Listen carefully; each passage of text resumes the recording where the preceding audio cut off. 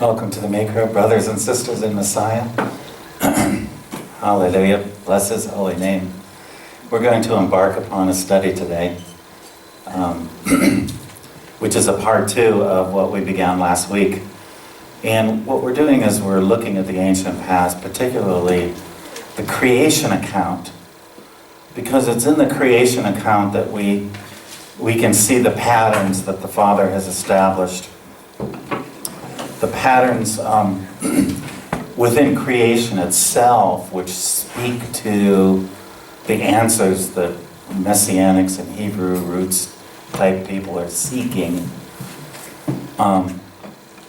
in order to get it right. Okay, so we all want to get it right, but there's a lot of questions and dispute about a lot of different things, including how to keep the Sabbath and what a day is, and when the Moedim are, the appointed times. And there's a whole bunch of ideas out there on the internet if you are one to search the internet, and different really doctrines, different teachings. And what I want to do is, at least from my understanding and my perspective, is go back to the creation week and look at some of those things that the Father has established so that we can get it right, so that we can know when the Moedim are, the appointed times, so that we can know the difference between night and day, even though that seems maybe silly to say it that way, but to know what a day is. Does it begin in the evening or does it begin in the morning? And so there's all these different thoughts and ideas out there. And I want to present at least, again, my perspective on it, and hopefully that we can offer biblical evidence and a pattern that we can follow to establish for us what these things are, so that we can dispel the false ideas and the false concepts that are out there. Because one of the things we seek after is, we talk about these things, like if we could all just come to an agreement about when the new moon begins and when the Moedim are, then we could be doing it all together, right? But instead we have, one group doing it on this day, another group on that day, another one a month later, and there's all these different accounts for what people believe is the right time to do these things.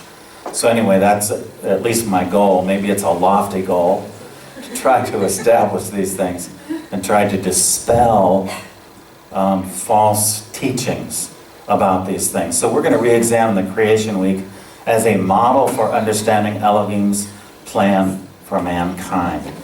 And we began last week, and we only covered 2 verses last week because there was a lot to say.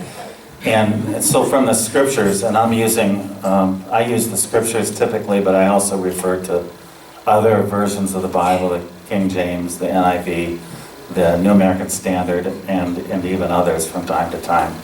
And sometimes my own translation.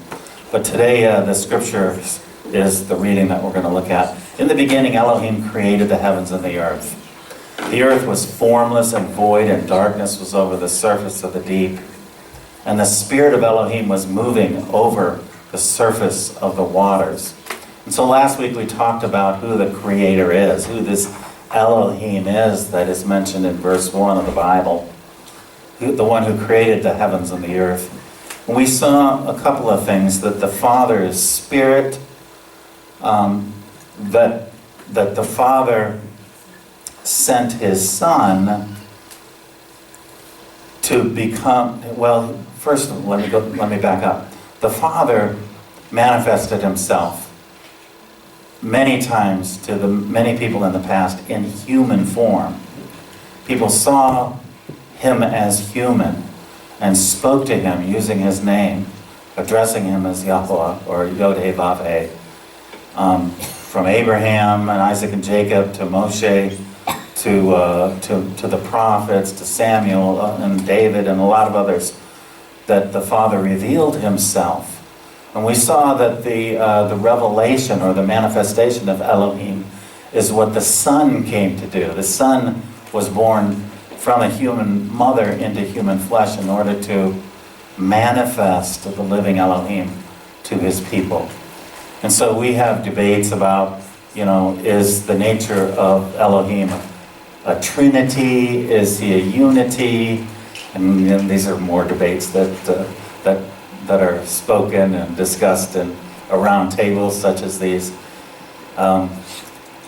And my opinion was that the Trinity it may have been adopted from a pagan source, because there were many pagan trinities among the Greek gods, among the Roman gods, and the gods of other cultures and nations. But Christianity adopted this concept of a Trinity in order to try to make some understanding of the nature of the Creator. I find it to be an imperfect analogy, the Trinity, because we discussed the Holy Spirit being in each one of us. And so we can't account in the so-called one person of the Trinity, the Holy Spirit, being in millions of different people, or even billions of people, all at the same time. Is he a unity? Is he a Trinity? Is he a billion T? I guess maybe is the word we used. And so the concept of Trinity is imperfect, but our Elohim, we cannot put in a box. And so we need to stop trying to put him in a box and trying to define him by our own terms. He has revealed himself as he wants to be revealed, and he probably hasn't revealed everything about himself to us, but only what we can handle. And so let's not speculate about other things that Elohim has not revealed about himself, and then let our imaginations take over and formulate these religious concepts that we want to worship this God that we're making in our own image. And we can't do that. We have to take him at his word and try to understand him as best we can from his own revelation, his own word that he's given to us. So let's allow Elohim to be Elohim, and not try to be him, and try to guess about the things that are not yet revealed about him. In his time, he will reveal what we need to know. Hallelujah. And not until then. So let's leave it right there. He said it, I believe it, and that settles it. That's right. He said it, I believe it, and that settles it. Which is a nice expression, but the part of me believing it isn't as important as that he said it. So it settles it for me if I believe it, but something that I believe doesn't necessarily mean that he said it, or that's the way it really is. Just because I believe it. I can believe a lot of different things that aren't so. And so, it's kind of like the Trinity. I like that catchy little phrase, but I don't buy into it 100% because there's a flaw in that thinking. That it settles it. It does settle it for me, but it doesn't settle it as truth just because I believe it. I have to believe what he said, and then that's what settles it, is that he said it. So in the New Testament, in the fourth gospel, we looked at these first couple of verses. In the beginning was the Word, and the Word was with Elohim, and the Word was Elohim. He was in the beginning with Elohim. And we noted that the Spirit of Elohim was hovering over the waters in those first two verses of Genesis chapter 1. And it was the Word that was spoken, and we're going to begin to look at those words that Elohim spoke. That is the Word being spoken of here. It's the revelation, it's the speaking of Elohim that created things, that formed the heavens and the earth in that day. And it says that all things, and yet, let me just say one more thing, that the Word, according to the writer of the fourth gospel, is personified. It's personified. He's identifying who this Word is. All things came into being through him, and apart from him, nothing came into being that has come into being. And he goes on to describe, it's our Messiah, that's Yahusha, it's Elohim manifesting in human flesh, that is this Word that was with Elohim and was Elohim in the beginning. And so we read in Colossians and Hebrews and a few other places there that it's hinted at, is that the Messiah was the creator of heaven and earth. And so we don't see that very clearly in Genesis chapter 1, that it was the Messiah. But the fact that Elohim was manifesting in the creation is what the other writers of scriptures are trying to explain to us, is that he is the one who created heaven and earth, and he's the one that is manifesting Elohim to us now in the person, in the human flesh of the Messiah, whom I call Yahusha because I think that is his original Hebrew name. Some people will say Jesus and others Yeshua. Yahusha is those 5 Hebrew letters in the way that I would pronounce those 5 Hebrew letters. So today, that was kind of a review of last week to bring us up to speed. Today we're going to look at some more of the creation account, and we're going to look at his powerful word. We're going to look at light and darkness, and also see in the New Testament that light and darkness are metaphors for spiritual realities. When does the day begin? That's one of the things that we're going to tackle today. When does the day begin? For some of us, it may just seem obvious and simple, but there are other people who have different ideas about when a day begins. Also, making distinctions and separations. We see this about Elohim in the creation account, that he is an Elohim that makes distinctions, and it's important for us to know that he makes distinctions when it comes to right and wrong, and righteousness and evil, and clean and unclean, and holy and unholy.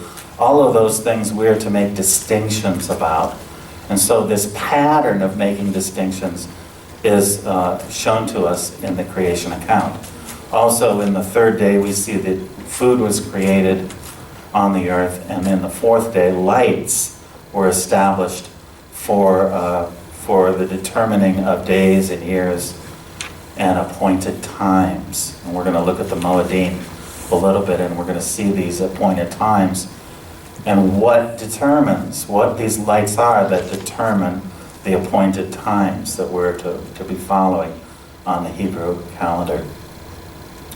In the book of Hebrews, we have an account and a statement about the Creator that is important to look at. He begins in chapter 11 of Hebrews, "Now faith is the assurance of things hoped for, the conviction of things not seen. For by it the men of old gained approval." And this is, again, in the Scriptures version. The King James Version is similar, as are the other English versions. Verse 3 says, "By faith we understand that the worlds were prepared by the spoken word of Elohim, so that what is seen was not made out of things which are visible." A couple of things here. The word "chrema." And if you've been in a Christian church for any period of time, you've heard the word "chrema," and you've heard of logos or davar in the Hebrew tongue. Chrema is the Greek word for the spoken word, the word that Elohim speaks. And so what the writer to the Hebrews is telling us is that when Elohim spoke, these things came to be. And we're gonna look at that. And Elohim said, "Let there be light," and there was light. And so by merely speaking it, the powerful word of Elohim, things were created and formed. So was it out of nothing that the heavens and the earth were created?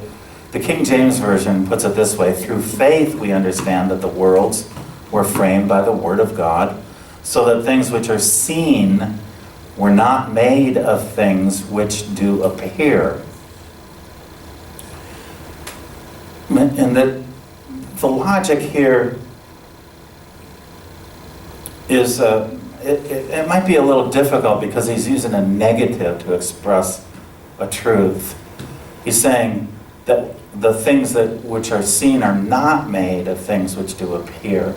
And that may be a little confusing. The NIV says, "By faith we understand that the universe was formed at God's command, so that what is seen was not made out of what was visible." My own translation, and I try to be as literal as possible from the Greek, that last part of the verse says, not from those things that appear, that which is seen has come to be.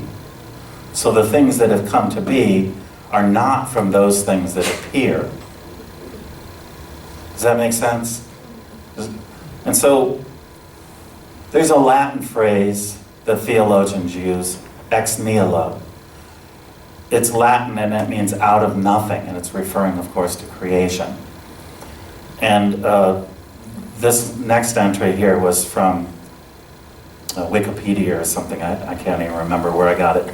It says, as this Latin phrase, ex nihilo nihil fit, means that nothing comes from nothing. So also, creatio ex nihilo, in contrast, means that God created the cosmos out of nothing. So there was the problem with Latin is that it's not the inspired language. Okay, first of all, let's just put that out there. And so this theological expression, ex nihilo, may or may not have merit to it. What we're trying to ascertain is, did Elohim create out of nothing, or did he create out of that which is not visible or not seen? And I don't really suppose that I'm going to settle any debate on this today. But it seems, based on what I can figure from this verse and how it's expressed, is that it's not, when he says that which has come to be is not from those things that appear. So it does sound like it's something that didn't exist, but came to exist by his spoken word, as opposed to him taking something that already existed, which was invisible or unseen by the eye, and forming it into something that was visible. Okay, you see the difference there?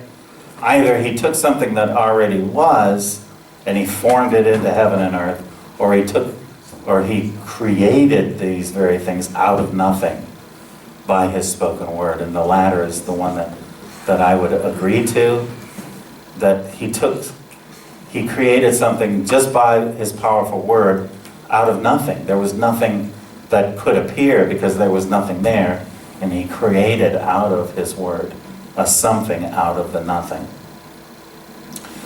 I think that's pretty much standard Christian theology, so I'm not really introducing any wild or crazy concept here. But that's what it seems to be saying to me, is that Elohim's word is so powerful that he can create something out of nothing. And that should be an encouragement to us to know that our Elohim isn't just one who took what was already there and made it something else, because we can do that as human beings. We can take, a tree out of the forest and we can make tools out of it, let's just say, or whatever. We can form it into something else. But our Elohim is one who can form something out of nothing. And so him being able to do that is an encouragement to us, because he can override the creation. Hallelujah. And he can perform mighty miracles. And I think that's where miracles come from. It's from him and his powerful words causing something to happen that naturally wouldn't happen. Like many of the mighty miracles, like the raising of dead people, like the splitting of a Red Sea. And so he is able, by his powerful word, to do all of those things, because we can't put him in a box. He's Elohim. He's powerful. So let's move on to the first day, and that's just kind of a foundation for understanding the creation, that it's by his powerful word that he does these things. Verses 3 through 5 read this way in Genesis chapter 1. And Elohim said, "Let light come to be," and the light came to be. And Elohim saw the light, that it was good, and Elohim separated the light from the darkness. And Elohim called the light day, and the darkness he called night. And there came to be evening, and there came to be morning, the first day. So there are several things that need to be pointed out right here in just these couple of verses. First of all, the speaking of his word caused something to come into existence.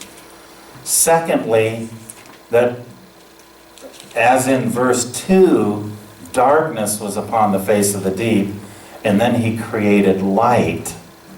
What I want you to see is that darkness came first and then the light, according to the creation account. And this is important when we're trying to determine when is a day. Does it start in the evening? Does it start in the morning? The pattern of Scripture is that darkness was first, and then light came to be and dispelled the darkness. And so Elohim separated the light from the darkness, and there is the introduction of the concept of separation or making distinctions, which is going to be a prominent theme as we study the Torah and as we learn his instructions for us. And then he called the light day, and the darkness he called night. And there came to be evening and there came to be morning the first day. And so fourthly, we want to look at when is a day. And I've already kind of alluded to it when I said that the darkness was first and then the light. Here in verse 5, the evening came first and then the morning. And so here's a second witness as to when a day, and that's the Hebrew word yom, by the way, when a day is. The evening and then the morning, the darkness and then the light. So let's take a look at light and darkness as a metaphor. The New Testament uses light and darkness as a metaphor for truth and error. Yahushua the Messiah, it says, spoke to them saying, I am the light of the world. And this is following the account of him healing the man who was born blind. Or actually just before, well, no, somewhere in that account, where he healed the man who was born blind. He said, I am the light of the world. He who follows me will not walk in the darkness, but will have the light of life.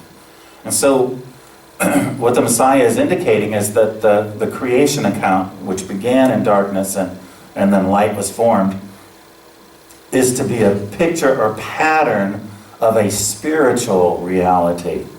It's not just physical anymore. That which is physical is a picture, a shadow of that which is spiritual. Or it's at least a manifestation of something that's spiritual. And so the Messiah is the light when he spoke light over the darkness. And then in another verse, Paul says in 2 Corinthians 4:6, Elohim, who said light shall shine out of darkness, is the one who has shone in our hearts to give the light of the knowledge of the glory of Elohim in the face of Messiah. And so Paul is actually alluding to this verse 3 that we just looked at. Let there be light. Elohim who said, light shall shine out of darkness. And that's kind of Paul's paraphrase of Genesis 1:3. Light shall shine out of darkness. He's the one who has shone, and shone means to light up in our hearts to give us the light of the knowledge of the glory of Elohim. And so, these are just two of dozens of references in the New Testament of darkness and light as metaphors to the spiritual realities. The reality that sin is connected to darkness, that people that are walking in sin are walking in darkness, but that the Messiah has come to bring light and blessing to his people. And we can come out of that darkness, as Paul puts it, and into his marvelous light. So, moving on. We could talk more about darkness and light, but I think that's sufficient to my purpose today in mentioning it. But more importantly, what is a biblical day? And there came to be evening and there came to be morning the first day. Darkness came first and then light, evening then morning, and therefore night and then day make up the first day, at least if we're going to follow these two witnesses in Genesis chapter 1. The two witnesses that let us know when a day is. And what I want to show through several verses in the Torah is that that this reckoning or this understanding is confirmed in the way that we are to keep the Moedim, a couple of them, particularly the Feast of Unleavened Bread and the Day of the Atonements. And so I move over to Exodus, Shemot chapter 12, verses 6 through 8, because what we're going to see in the Passover instructions is an indication of when the day begins. Because what he's describing here in chapter 12 of Shemot is how we are to keep the Passover and how the Passover rolls into the next day, which is the first day of the Feast of Unleavened Bread. Okay, so it's the way that he describes this that gives us an indication about when a day begins. Because we're instructed to do the Pesach on the 14th day, but that the feast is to occur from the 15th day through the 21st day. That's the Feast of Unleavened Bread, and therefore unleavened bread and only unleavened bread, as opposed to leavened bread, is to be eaten during those 7 days. So, Shemot chapter 12, you shall keep it, that is the lamb that you've selected, until the 14th day of the same month. And then the whole assembly of the congregation of Israel is to kill it at twilight. Moreover, they shall take some of the blood and put it on the 2 doorposts and on the lintel of the houses in which they eat it. They shall eat the flesh that same night, roasted in fire, and they shall eat it with unleavened bread and bitter herbs.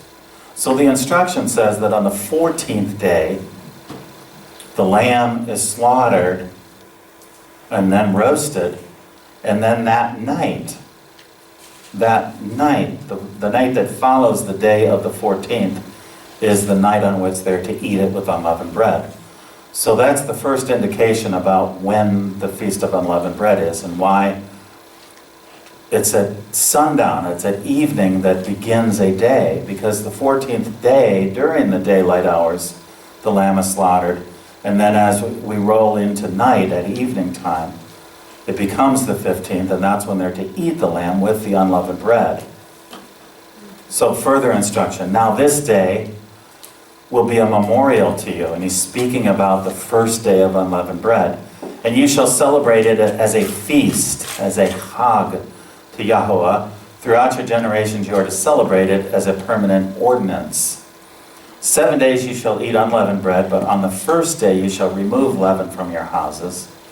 For whoever eats anything leavened from the first day until the 7th day, that person shall be cut off from Israel. On the first day you shall have a holy assembly, and another holy assembly on the 7th day. No work at all shall be done on them, except what must be eaten by every person. That alone may be prepared for you. And this is from Exodus chapter 12 as well, and I continue in that same reading. You shall also observe the feast of unleavened bread, for on this very day I brought your hosts out of the land of Mitzrayim. Therefore you shall observe this day throughout your generations as a permanent ordinance. So what we have is the 15th day, the first day of unleavened bread, is the day that they came out of Egypt. Okay, and this is the day that's to be memorialized and remembered. In the first month, on the 14th day of the month at evening, you shall eat unleavened bread until the 21st day of the month at evening. And so part of the confusion about, actually it's confusing on 2 fronts, about when a day begins, but also on when the Passover lamb was eaten and when they came out of Egypt. Because it says on the 14th day of the month at evening. And so we saw in the book of Genesis chapter 1 that evening came first and then morning. And here he's saying that on the 14th day of the month at evening. And so many people interpret that to mean the evening that is a part of the 14th day. And so some people are going to celebrate the Passover, eat the Passover, and the whole day before what the instruction is saying, because they think the evening being referred to here is the first part of that day, which is the 14th day of the month, the evening and the morning. And so they want to eat the Passover in the evening, a full day ahead of actually when it's supposed to be eaten. Do you follow what I'm saying here? Does that make sense? It's so you're to eat unleavened bread from the evening of the 14th day until the evening of the 21st. And the evening, again, is the evening that follows the days being mentioned here, the 14th and the 21st. So the evenings are the beginning of the next day, is what's really being said here. Because unleavened bread is eaten from the 15th through the 21st, and here it's saying on the 14th day at evening until or through the 21st. So the expression here, which has confused many, is actually referring to the evening that starts the next day.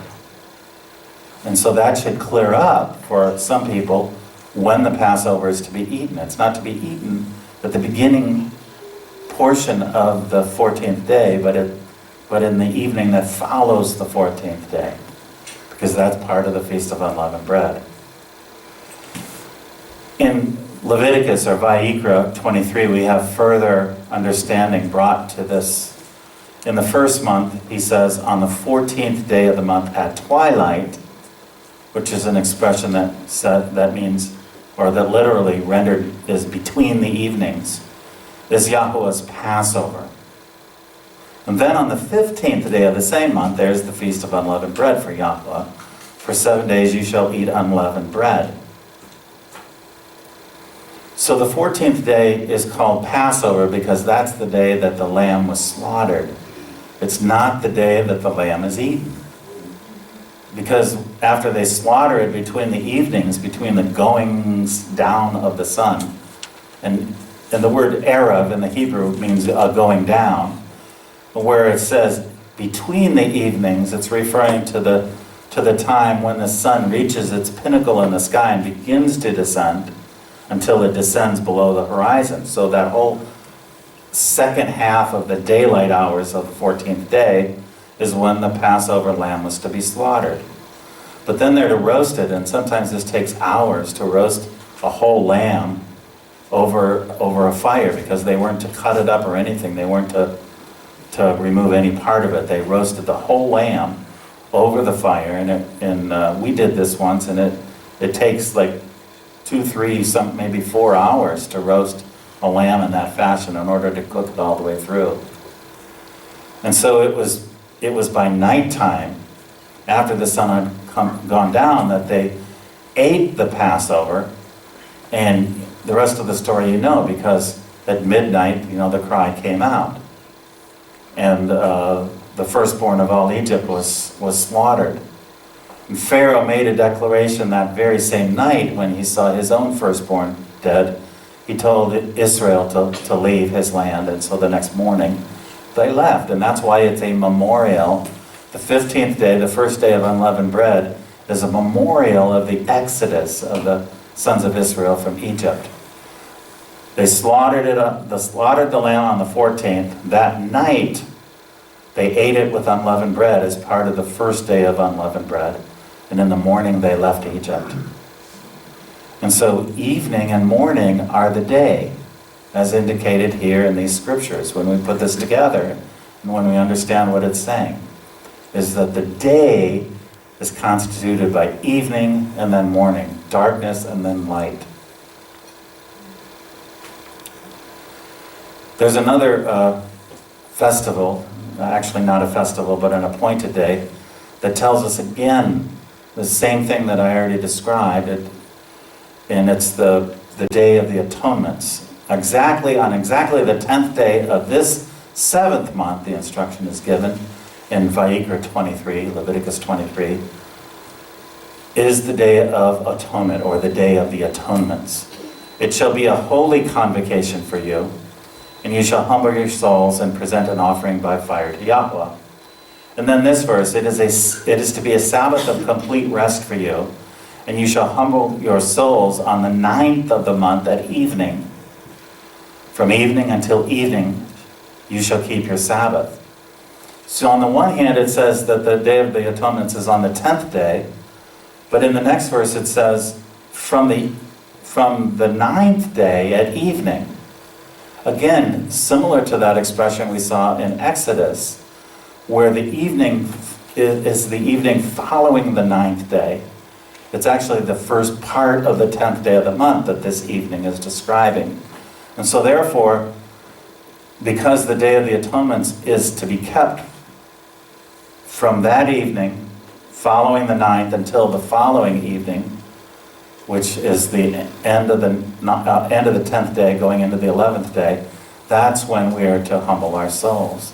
And so we have these two witnesses in Scripture that verify our interpretation of Genesis chapter 1, that the day does not begin in the morning, because there are people out there that are saying that the day begins and only includes the daylight hours of a day, and they kind of flip-flop as to whether the evening before or the evening after is attached in any way to the day.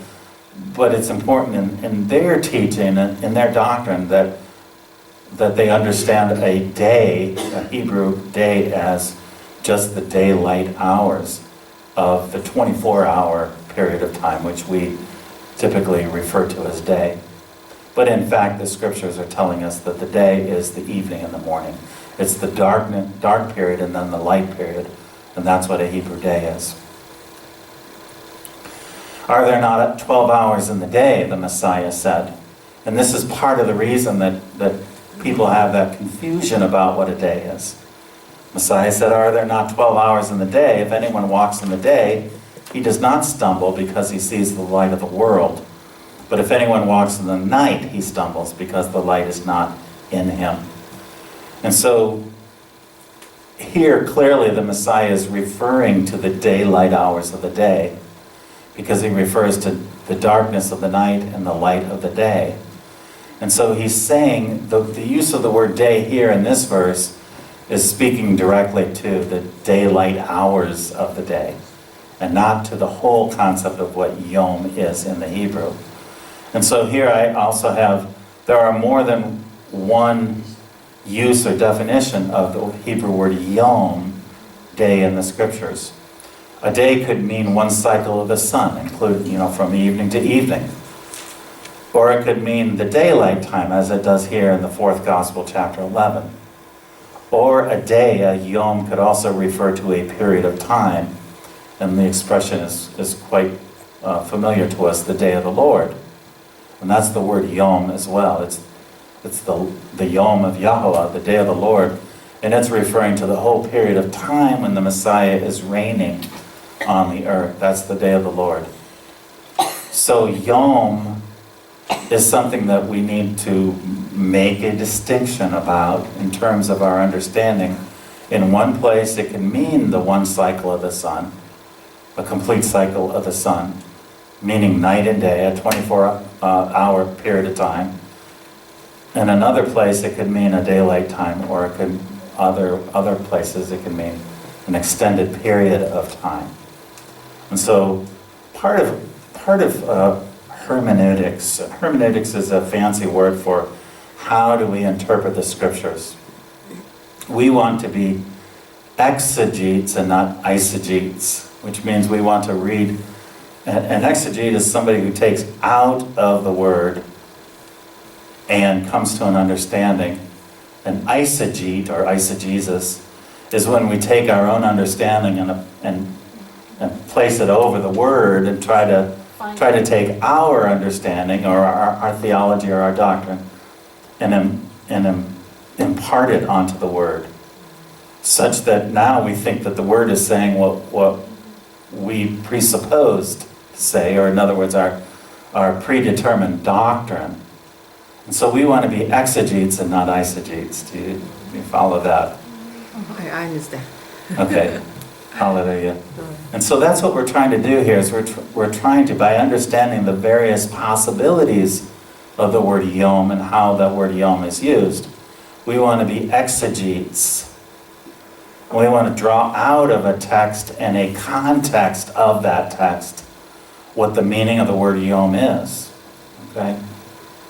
So we just need to be careful about making distinctions and understanding. And so therefore hermeneutics is that art, I guess, or maybe some people would call it a science, of being able to ascertain how a word is used. What are the possibilities of the definition of that word, how it's used in a particular context, and then drawing meaning out of that context for that word. So yom is a period of 24 hours in the way that we've seen it in Genesis 1 and in Vayikra 23, Leviticus 23, and in Exodus 12 as well. These are 24-hour periods of time, beginning when the sun goes down and ending on the next cycle around when the sun goes down again. That's the Hebrew yom, as we see in these contexts. So hopefully confusion about when a day begins has been a little bit cleared up, and if not, then you can ask me questions at the end of the teaching, or we can have further discussion around the tables and try to sort out some of these other concepts that are brought out and that are taught on internet web pages. Because we don't want our theology to come from the internet. We want our theology, our understanding to come from the Word, don't we? Amen. So I guess that's another warning, is that we need to be discerning about what is on the internet and what people are saying on the internet, because there's a lot of trash that goes on and is propagated through the internet. So let the Word be our guide and not what people say. The second day, Elohim said, let an expanse come to be in the midst of the heavens, in the midst of the waters. An expanse, and let it separate the waters from the waters. And there's that idea of separation again. And this idea of separation we see throughout the 7 days of creation in one form or another. We're going to see that Elohim separated this from that, and he separated this from that, and he separated this from that, culminating in the seventh day when he separated that day from the other days. And so separation is an important concept that we need to really get a hold of and get this foundation here in Genesis chapter 1. And Elohim made the expanse and separated the waters which were under the expanse from the waters which were above the expanse. And it came to be so. And Elohim called the expanse heavens. And there came to be evening and there came to be morning the second day. And so this evening and morning phrase is repeated throughout the 7 days of creation, actually through the 6. Because that's a pattern that the Father wants us to see. There was evening and there was morning. There was darkness and there was light. Those are the days of the week that he established. So the expanse comes from a Hebrew word, rakia, and we're going to just briefly define this, but we're going to look into it possibly next week, because there's another doctrine that uses this concept of rakia to propagate another teaching, which I'm not going to get into today, but we will, because this is what the foundations are providing for us. It's a means of sorting truth from error. Rakia, by definition in the Hebrew lexicons, means an extended surface, a solid expanse, often translated as firmament or space.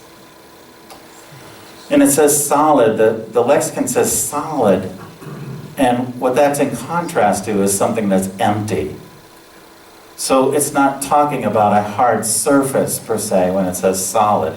It means that there's something there in this expanse. And the practical illustration of that is that the air that's between you and me is not empty. There's substance between us. There are molecules flying all over the place. There's stuff in the air. And so it's not empty, it's solid in the sense that there is substance there. And that's what he means here by solid.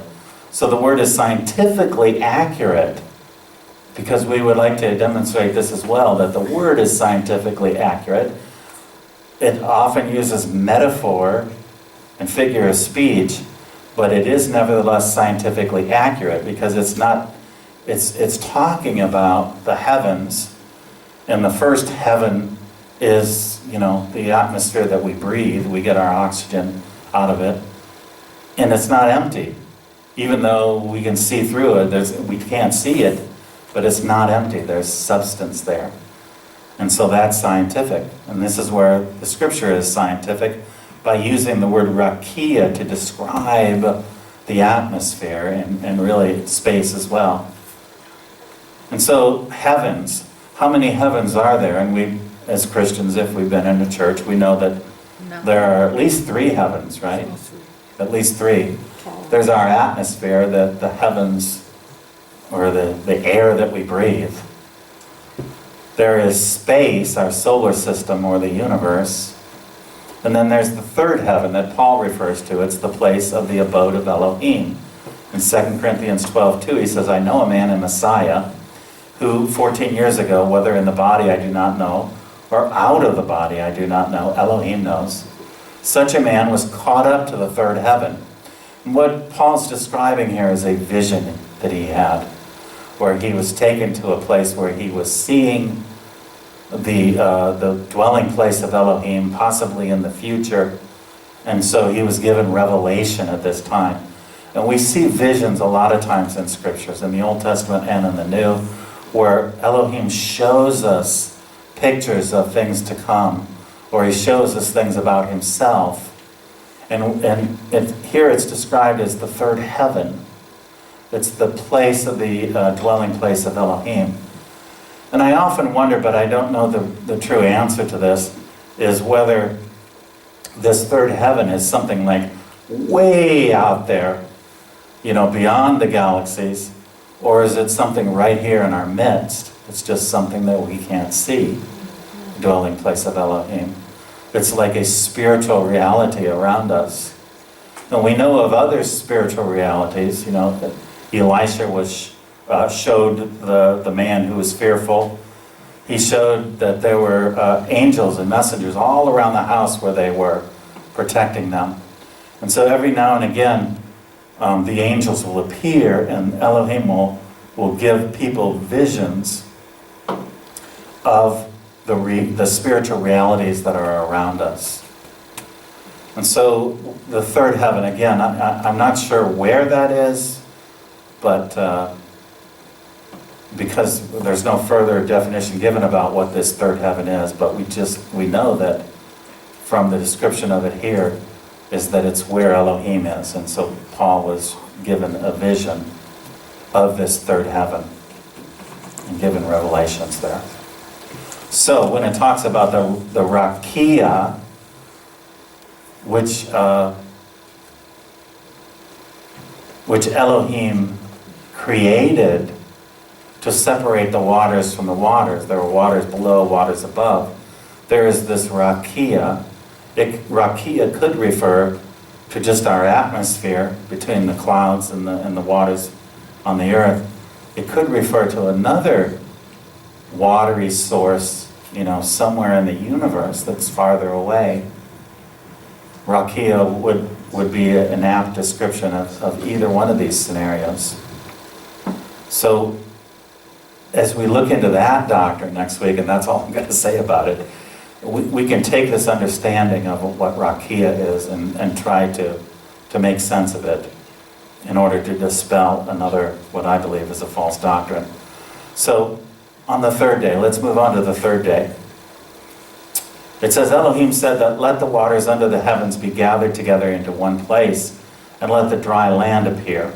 And it came to be so, and Elohim called the dry land earth, and the collection of the waters he called seas, and Elohim saw that it was good.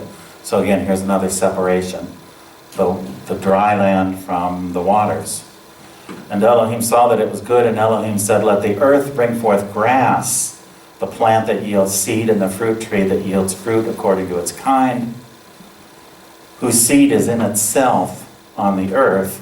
And it came to be so, and the earth brought forth grass, the plant that yields seed according to its kind, and the tree that yields fruit, whose seed is in itself according to its kind. And Elohim saw that it was good, and there came to be evening, and there came to be morning the 3rd day. And so here Elohim produced these crops, these plants out of the ground, And what's important to see is that that there's seed in each one of them. The seed is for food, but the seed is also for the reproduction of the plant. And we see that in all of his creation, is that he creates with the ability of reproduction, of recreation of the species, whatever the species is. And so food was created on this third day. He made vegetation for both man and animals. And thus food is defined as that which grows out of the ground and has seed in it, which reproduces that plant, and that seed is also ours for food. The definition for food is later changed a bit when he allowed animals to be eaten. And this, I believe, was after the flood. Animals provide the same kind of nutrients and food that we would get from the plants, except that they're kind of pre-processed, if you will.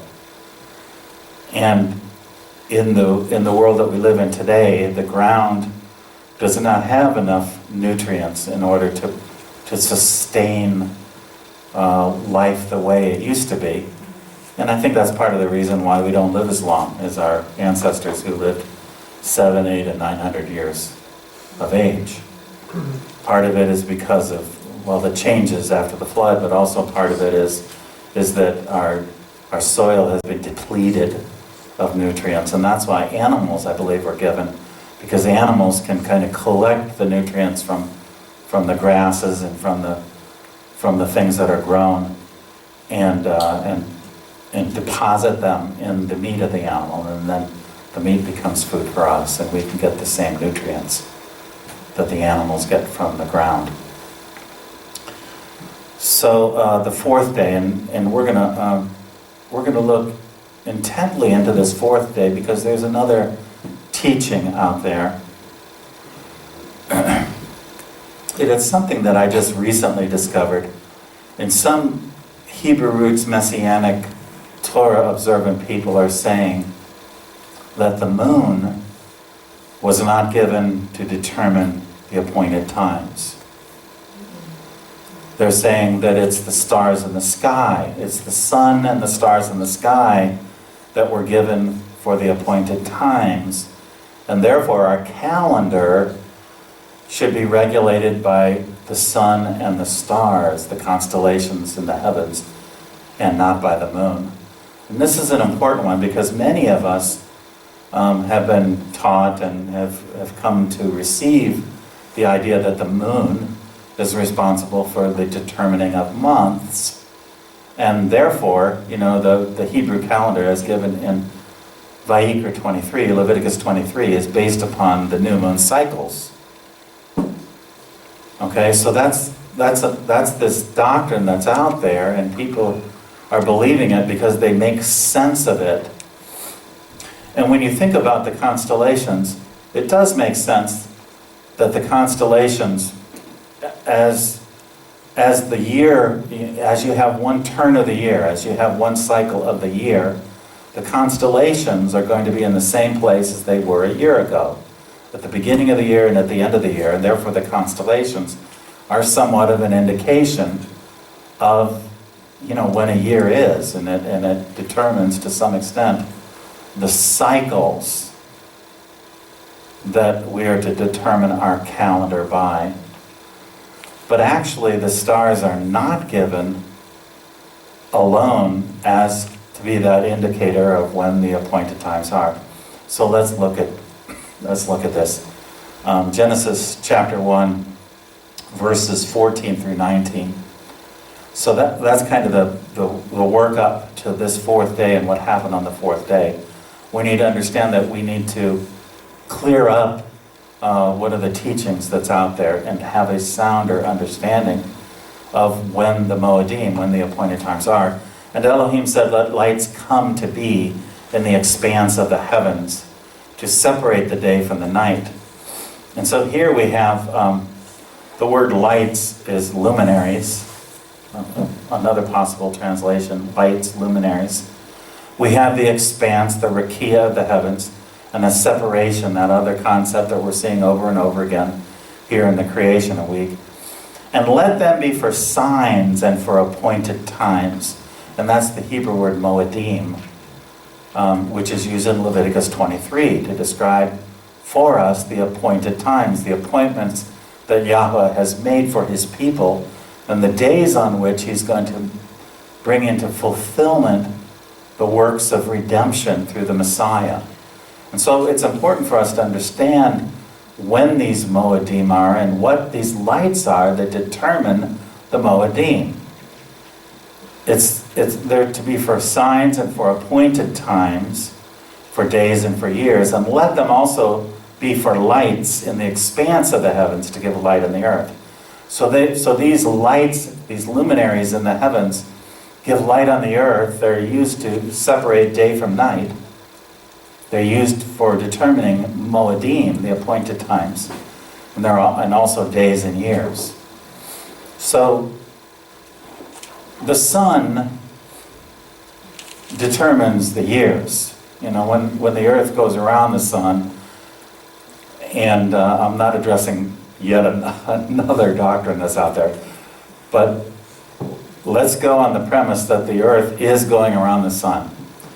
And so when the earth goes around the sun once, that's a year. The constellations happen to be in the same place as they were a year ago when we have the complete 365 and a quarter days that it takes for the earth to go around the sun.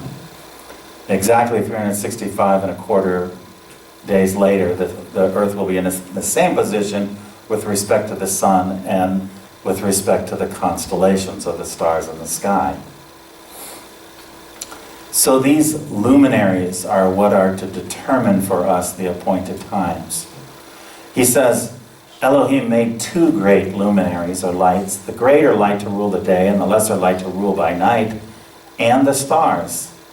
And Elohim set them in the expanse of the heavens to give light on the earth, and to rule over the day and over the night, and to separate the light from the darkness. And Elohim saw that it was good, and there came to be evening, and there came to be morning the fourth day. And so the reason that this is important is that the people that are propagating this other calendar view are saying that the moon is not the second great light, that it's the constellations or the stars that are the second great light that determine the appointed times. And they break this down into, in the Hebrew text, there's two words that are usually translated moon or new moon. And those words are Yareach and the word Chodesh. The word Yareach refers to the physical object in the sky that we identify as the moon. Chodesh is typically understood to mean the renewed cycle of the moon, the new moon, as it were. And so, are the two great luminaries the sun and the moon, or are they the sun and the stars? And now we're ignoring the moon if we take that view. We're ignoring that other light in the heavens, the big one, not the biggest one, but the second big one. And we're ignoring that as a means of identifying when the appointed times are.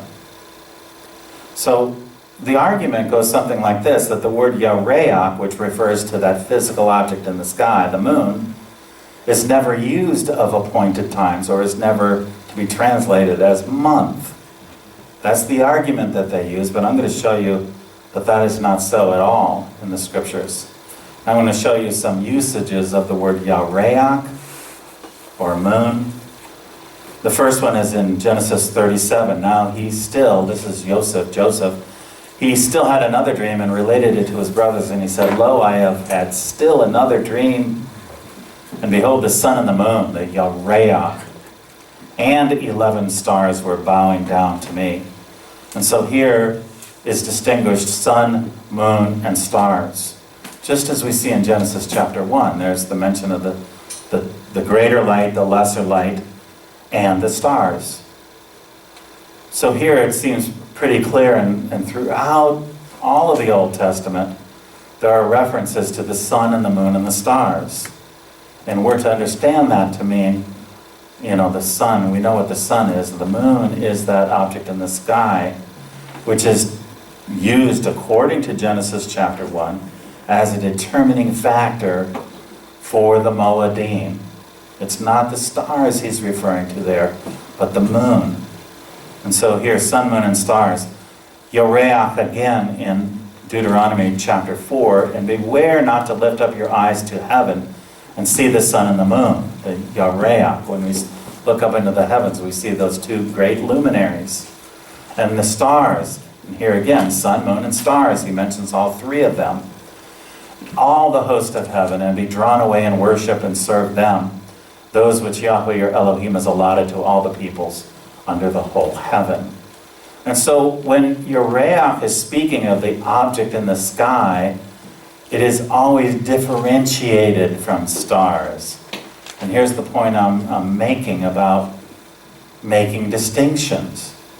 When it says two great luminaries and the stars, we're to understand that there's a distinction between sun and moon, the two great luminaries, and the stars, because everywhere else where we see sun, moon, and stars, they're separated or distinguished from one another. And so the conclusion to that is that the stars are not the second great luminary being referred to in Genesis chapter 1.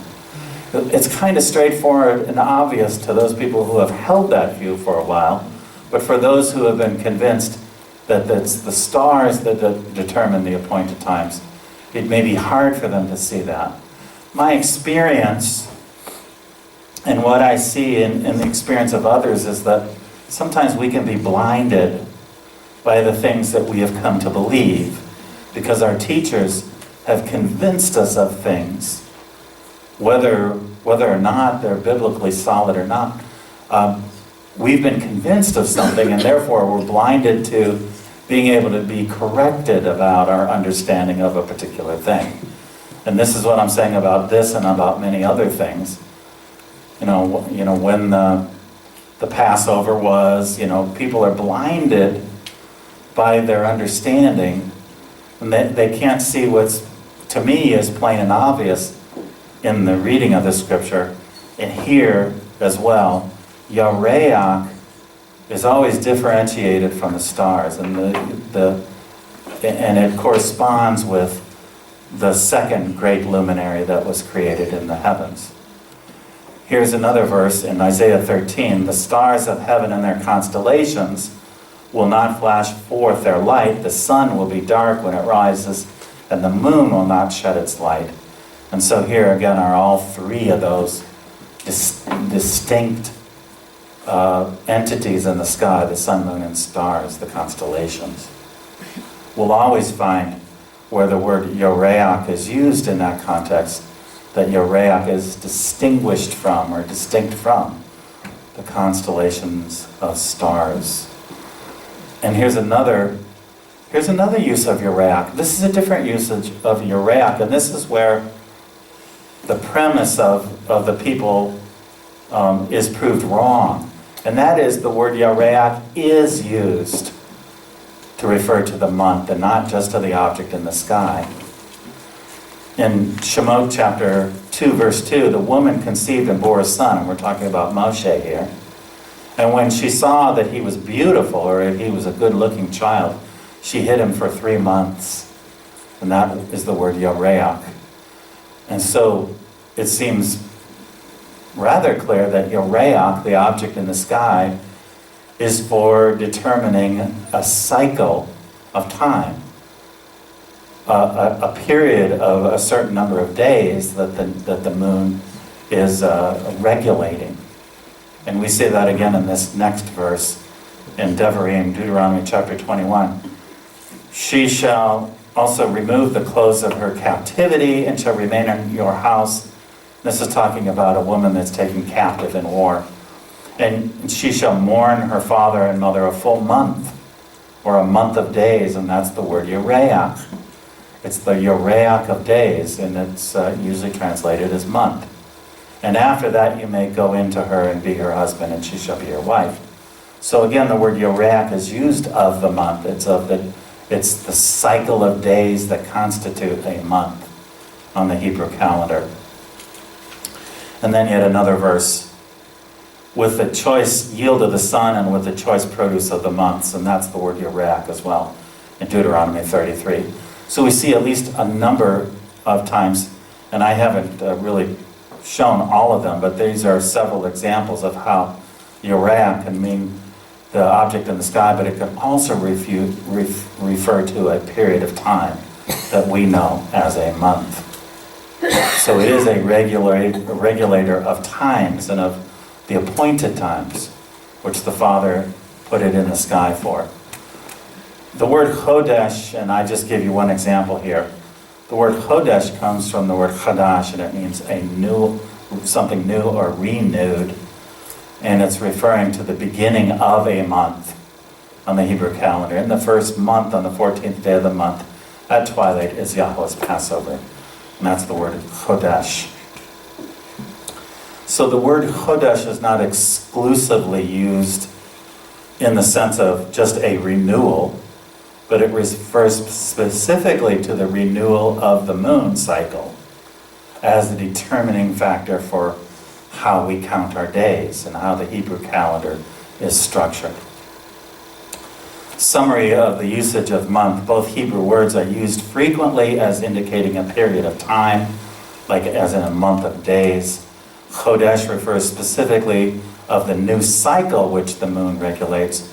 And there again, according to this other theory, Chodesh refers to the cycle that we're to see in the constellations of the stars and not in the cycle of the moon. And yet we've seen that Yoreach is a word that's used of the days of the month or the cycles of the month. So Yoreach can refer to the same cycle of time or to the moon in the sky which regulates the Moedim. So hopefully this has brought some clarity, and I don't know necessarily how exciting that was. But again, what I'm trying to do is I'm trying to help you in order to avoid being caught up in deceptive teachings, which are prominent out there on the internet. Because there are a lot of people that have a faith in the Messiah and are trying to walk out the Torah, but they have all these different ideas about how we're to interpret the Torah, and especially the calendar and days and all kinds of other things. And hopefully by laying these facts out about the scriptures and about the Hebrew words and their usages, that we can make distinctions about what is truth and what is error. And that was my goal today, and hopefully somehow or another I've at least hit part of that goal, at least somewhere on the target. Maybe not bullseye. Maybe I've hit the bullseye a little bit, I don't know. But at least maybe hit the target. And so here's a summary of the teaching today. Elohim established the day and the night, light and darkness, separations, so that there are distinctions and heavenly luminaries to mark out our times and seasons. And there's another key phrase we see in the scriptures, the times and the seasons. And that's what the luminaries are for. The sun and the moon, particularly the two great luminaries, to mark out our times and seasons. A contextual understanding of these things will keep us from error in our theology and error in our walk before Him. So let's try to be discerning about the scriptures and make the distinctions that Elohim wants to show us in these things, and let the foundations that He has laid out for us determine for us our doctrine and our theology, our teaching, the way we walk before Him in righteousness. So that's all I have for today. More to come in weeks to come. What say you?